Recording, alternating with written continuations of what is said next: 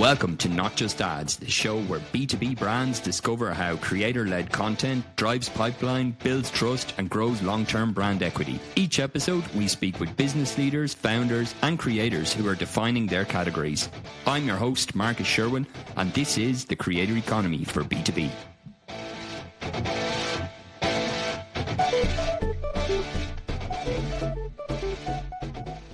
Hello and welcome to Not Just Ads, the creator economy for B2B. I'm delighted today to be joined by Gabe Lulou, CEO of Alleyoop. Alleyoop is a platform helping B2B sales teams break through the noise with smarter, more personal outreach, specifically focused on SDRs. Gabe operates at the intersection of go-to-market, growth, and brand strategy. He also is a host of a podcast, Do Hard Things, where he speaks to go-to-market leaders and dives into their origin stories, biggest challenges, and the trends shaping sales, marketing, and leadership today. Gabe, thanks very much for joining us today. Marcus, thank you so much for having me. I'm a big fan of what you do, what you stand for, and I'm excited to be here. Thank you for the invite. Great to talk with you. Maybe you could just tell us a little bit about Alleyoop, what you guys do, just for the audience that's not familiar with what you do and where you sit in the market. So 15 years in business. We started off in the SDR, very boutique SDR space. We brought in and worked with clients like ZoomInfo and SalesLoft and Outreach. We were their founding SDR team when they started their companies. So really privileged to be working with some amazing brands early on. And then we've scaled since then. Now we have over 150 SDRs on our sales floor, and they're all white labeled and branded to our clients. So we come in and not only just do SaaS or data anymore, we're also much broader in our different verticals that we work with. And we do all things sales development, from enablement to data to tools and technology. And our team right now is executing on over 11 million cold calls a year collectively. So that's what we do. And we've been having a lot of fun doing it. So big scale. Yeah. How do you think it's changed? Because 15 years ago, sales is, okay, the fundamentals probably haven't changed that much, but in terms of how we actually get people's attention and engage them, what's the big changes you've seen over the last 15 years? Yeah, I guess I'll go in order. I guess, from heavy phone calling to just using spreadsheets to manage, your data in a very archaic, Salesforce, and to then marketing automation being invented in companies like Marketo and Pardot coming out, and email really making a huge push in the sales development, to then tools like Outreach and SalesLoft and Orem and parallel dialing coming out, where we can, do more with less from a phone perspective. And then now the most recent, of course, is, how AI is coming in to enable SDRs, and how social media like LinkedIn and content has been able to create influencers, even at the SDR level, to attract people to, know who they are, and personality, and, being a LinkedIn movie star, if you will, is a lot more valuable than it was many, many years ago. So that's what we've seen evolve over the last decade and a half. Yeah. We had a guest on recently, and what he was saying was, it might be, Justin Michael, he's written a few books on sales and stuff, but his opinion was that despite a lot of technology, and it helps us prepare more for the sales call, the phone is still actually the most effective thing. Would you agree with that, what you see in terms of actually getting somebody on the phone and going through the pain points and so on that they have? Yeah, I've known Justin for a long time. So big fans of, him and all of his books. And I know his most recent one that just came out, very specific to cold calling. He and I drink the same Kool-Aid when it comes to cold calling. Excuse me. 90% of our meetings that we're booking right now in 2025 are through a cold call. And so if you think about that, a lot of people think no one picks up the phone anymore. Everyone's just texting and, email. But at the end of the day, it's the fastest and most effective way to move someone into action and get a commitment. And most importantly, to get feedback. I was just on the phone with a CEO of a brand new startup, and he is admittedly not knowing a lot right now, whether his product can go to market, if there's a fit, what his ICP is. And the phone is the fastest and easiest way to get that feedback that we can give to our founders, not just appointments and leads and revenue, but also what they should be doing as a company. And so that is definitely the weapon of choice in our arsenal. And everything around it, not saying doing everything else, but everything around it is pushing people towards having a live conversation. Yeah. Yeah. Do you see, like, we see a lot of things at AI, with the preparation of the sales call and stuff like that. But the automation thing with AI in terms of that being able to like book and kind of like even pre-dials to get people on the phone and stuff. Do you see those tools being effective, or is it at the end of the day, it's actually no, like an ambitious SDR can be just as effective as some of those tools? I think I'm at a crossroads right now where one, I don't believe AI is going to replace the SDR function. I know companies who have tried that, left us to go do that, and have come back because it didn't work. I Yeah. also know that if you're just sitting there making cold calls and not doing anything of the things we just mentioned, you're going to be replaced not by AI, but by reps who know how to use AI effectively. And I think that's where the position is, and the dust is kind of settling right now over the last 2 to 3 years of the AI boom to that right now. I don't know what's going to happen in 5 years, but I do know over the next couple, I'm not firing my reps because of AI, but I'm absolutely using AI to make them much more lethal and effective than they are today. And that's how we're approaching it. Yeah. Yeah. And just to follow up on that, in terms of like being effective, what specific tools or specific things that you would use in AI, like apart from the obvious, like kind of recording the call and getting the notes and putting them into the CRM, but anything else that you're using that you're finding that it's really making their job more effective? Yeah, I mean, we have AI role-playing tools that are pretty amazing to the point where they're hyper personalized. There's tools right now that I can put your LinkedIn profile, Marcus, into the AI, and we can have a role playing with Marcus, the avatar. And it's to your sound of your voice. It's to the posts that you've done. It's to the content that you read and follow. It's to the groups and the posts that you've been talking about in the industry that you are, the job descriptions that you are in, and it'll actually act as you. So if I want to cold call you, I can practice with the AI version of you, get my script down, get my objections down, get my tonality down, get my talk track down, and practice, drill, rehearse, and then go into the live session. So we're using AI right now really as a training ground to get people excited. And again, Alleyoop, we are a basketball themed company by design because we look at sales as a sport. And if you're in a sport, you're practicing 6 days a week for the game on Sunday, right? So that's how we look at it. So you'd have the reps basically, like, what way does the training sequence go? Will you do like something where you'll have a meeting in the morning and then they'll run like kind of scenarios like that, and then you have like golden hours for calls, or what does it normally, a typical week in Alleyoop look like for an SDR? Yeah, so we have call blocks throughout the day, and we call them sprints. Again, a very athletic approach to things. So we do sprints and then we take breaks. We actually take more breaks than any company I've ever seen, but we also work harder than any company we've ever seen. So we're doing sprint break, sprint break, sprint break throughout the day, which gives people that opportunity to not burn out. They're working in a team environment. They're actually all on video doing calls as a remote sales floor. But on the second part of AI is they are doing that calisthenics, if you will, that training in the morning with the AI tool to get them prepared for the day, just like doing 10 minutes on the treadmill before you go work out. But on the other side, we're also using AI from scoring and giving people battle cards in real time on calls, but they're being analyzed by the AI and it's their coach. So when they're doing those live calls, it gives them the feedback of how they're doing and where they need to be spending more time on and how to get better throughout the day as well. Great. I know it's really interesting. With those tools, are they like kind of tools you've developed internally, or is it just part of your ad stack, or both? It's interesting because all the tools that we use are typically clients of ours that have come to us to go build their SDR team. We have this really cool relationship.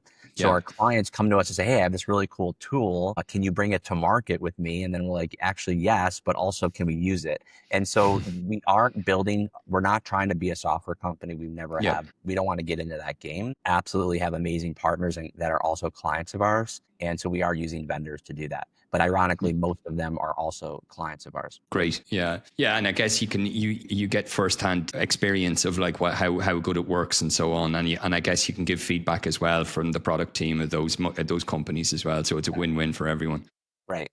Right. How do you find then in terms of team structure and stuff? Are you all based? Are you kind of remote first, or is it kind of hybrid, or what way are you set up? Yeah, we were in an office for quite some time. I was pushing to go remote in 2017 because just geographical constraints of hiring, frankly. We wanted to hire, but in the local cities that we had offices in, we just wanted to find better talent. And when Zoom and, GoToMeeting and all of these platforms and teams started coming out, we said, you know what, let's go remote. And this is pre-COVID. And our biggest objection for our clients was always, I don't want a remote team, or I don't want to outsource this to a company that's remote to them, even though we were in office.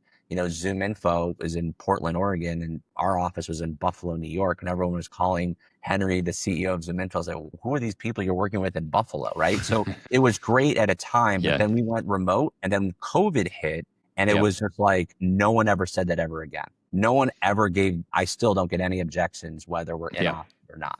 But we are fully remote these days, and we have tools in place to do it. So we are working in a great environment and culture, but also tracking and keeping accountability that people are doing the job right. Yeah. So you have like kind of daily regular huddles and stuff like that. So I said there's a sense of camaraderie, but also then everyone's relatively accountable in terms of what's expected and how they can check in and stuff. Yeah. Every SDR team, we have a 1-to-10 ratio, including the manager. So we have a team captain, which essentially, again, back to basketball. So we have a team captain. They are a player coach, just like a team captain would be on a team. A real team. And then we have their team within that. So they have 10-to-1 ratios within our organization. And so we keep it small, and we keep it tight. And then we have company huddles throughout the week, to your point. Yeah. It makes a lot of sense. Then in terms of like content, you mentioned as well about like how leaning into the socials and stuff. What's your philosophy around that? So let's say like kind of building trust with an audience before asking for anything. So let's say you have a target list of accounts. Maybe some of your customers are doing like an ABM approach or something, and they want the SDRs to kind of go and have the target list of companies. What's your philosophy of like how you build content around trying to make that introduction maybe a little bit easier, or how do you approach it? Yeah. And, we were very quiet. We were always behind the scenes. No one knew who we were because, again, we're white labeled to our clients' brands. Yeah. 3.5 years ago, I said, you know what? We need to make a splash on LinkedIn, and we need to have people know who we are.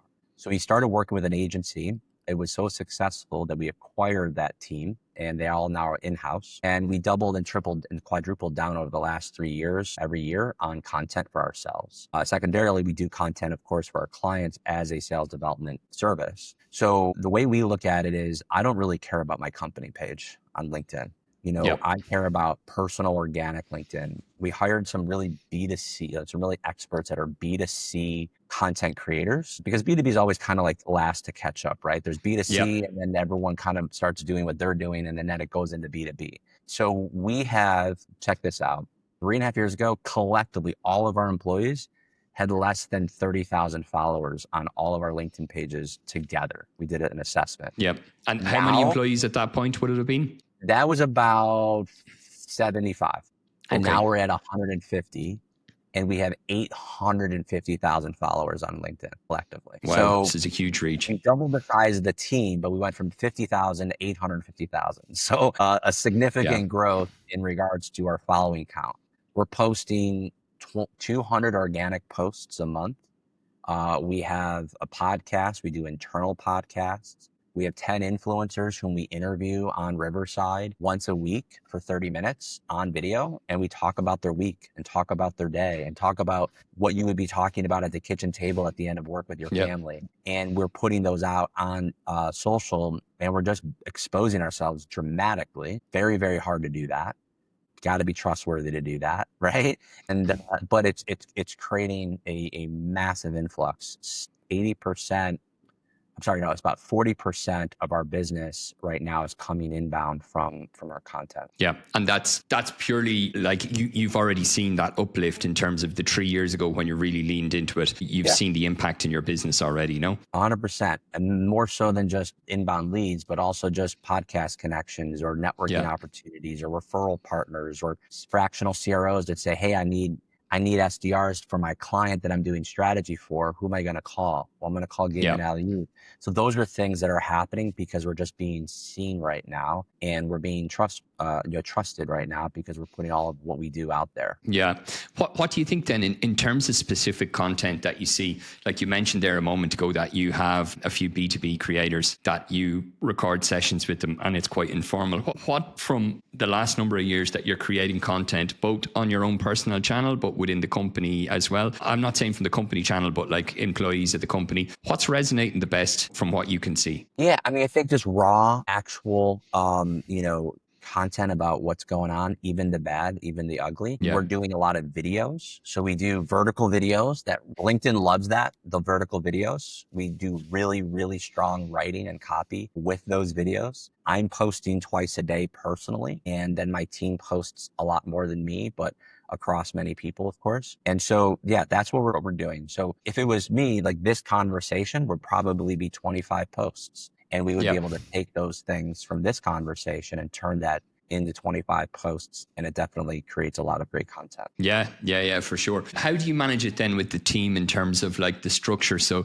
you have an SDR team. You mentioned then that you acquired the company that was doing the content for you initially a few years ago. How does that break down in terms of like tactics on a weekly basis of like who's posting, but also are the SDRs then actively participating in that, or is it more like that's more of a marketing function, or what way do you split it out? Yeah, so we have it very intentional. Like I said, we have 10 influencers and they are across the board, including SDRs. So we've handpicked specific SDRs that we're going to build content around and build a brand around that individual. And we have sales, we have operations, we have client success, we have marketing, we have partnerships, and then we have me. So we have people from all of those different walks of life within the company.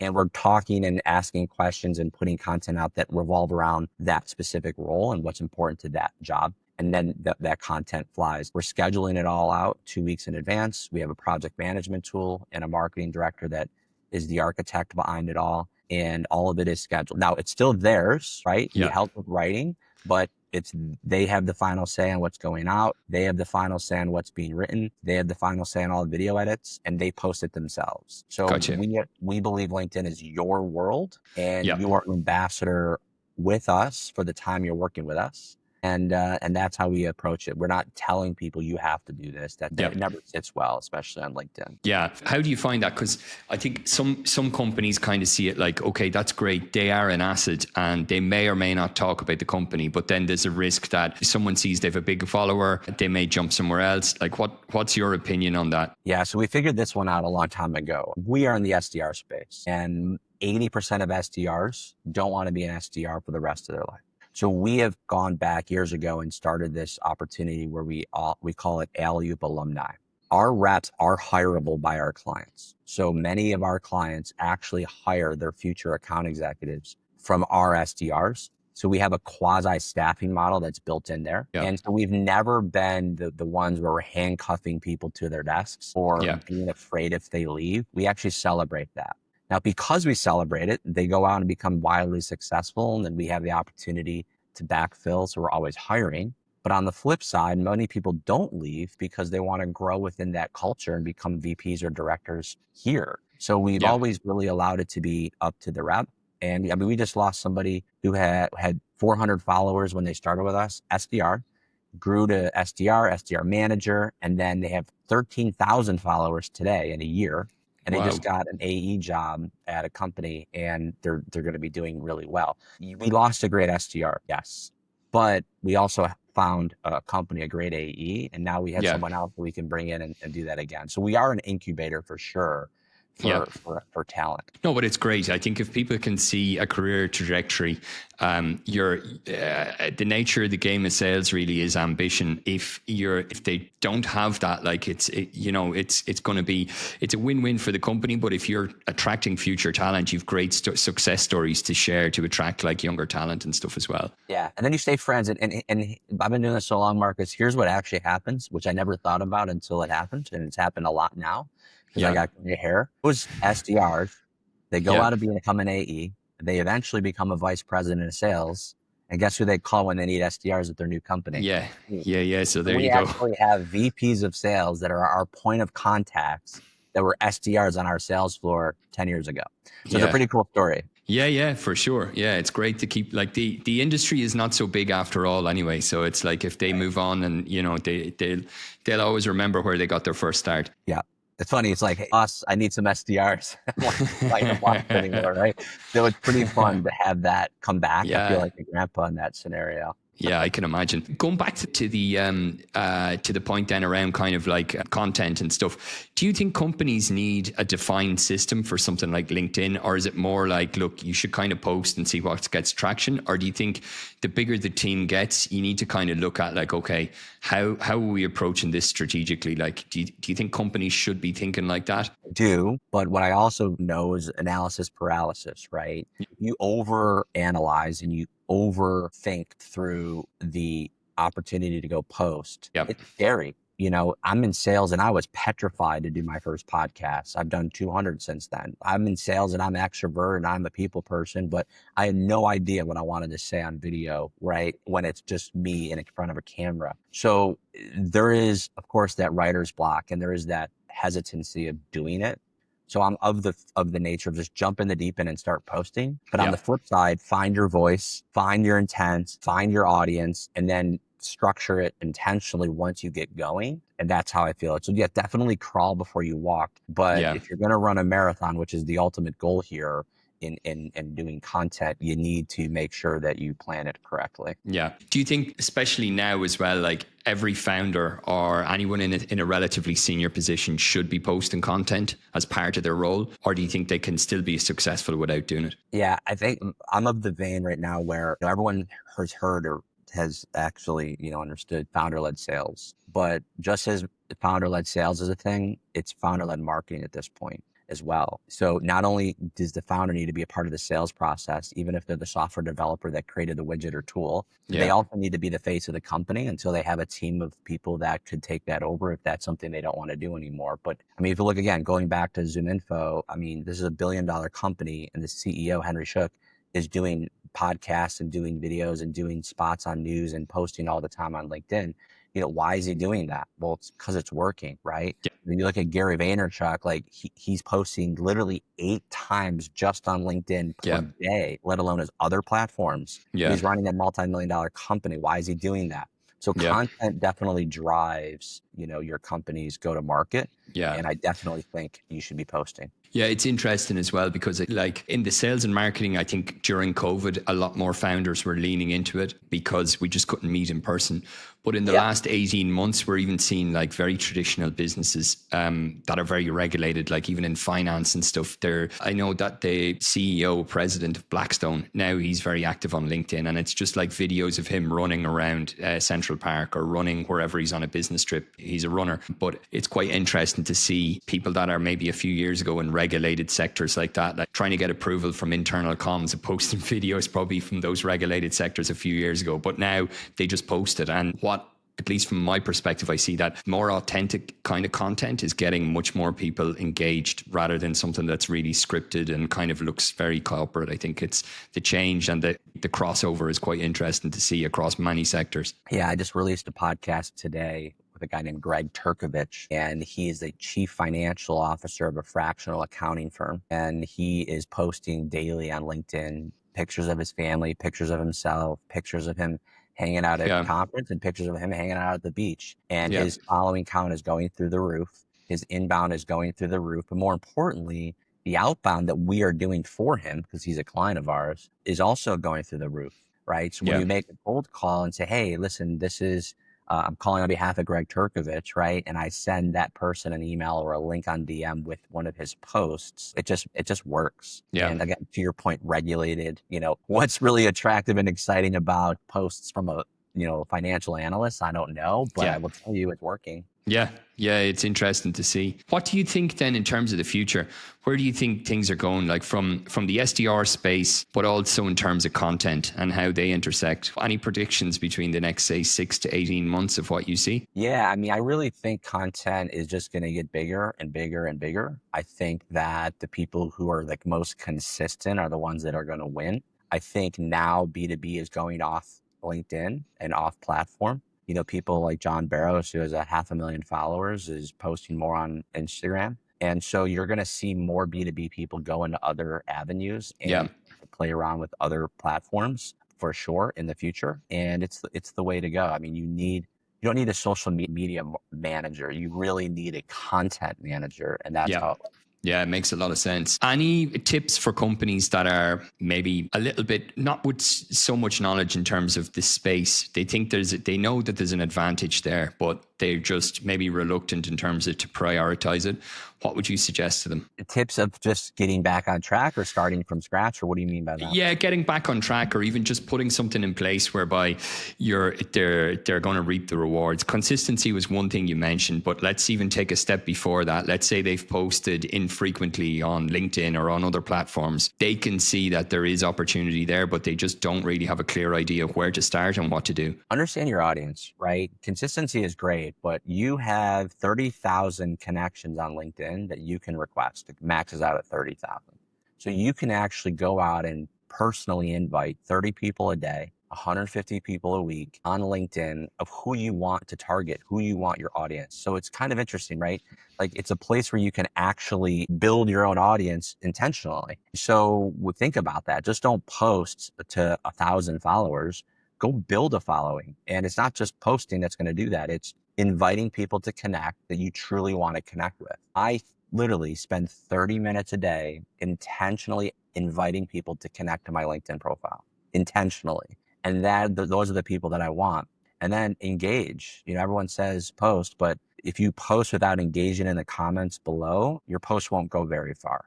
So you want to engage in the comments quickly and go ahead and respond to those comments that are coming in and go there, and then live in the DMs. Again, the DM is where the magic happens. It's kind of like marketing and outbound, right? Sending out a lot of emails is kind of like posting, but calling someone and actually asking them if they want to meet with us, that's the DM. So that's how you handle it. So live in the DMs, do it correctly. And that's what I would provide as tips. Yeah. And I guess for a lot of your team as well, DM is a big part of the strategy as well to get people on calls, I imagine, no? It is. And we have a partner that we're using. It's a client of ours, and it allows to do voice notes and video notes on LinkedIn DMs as well.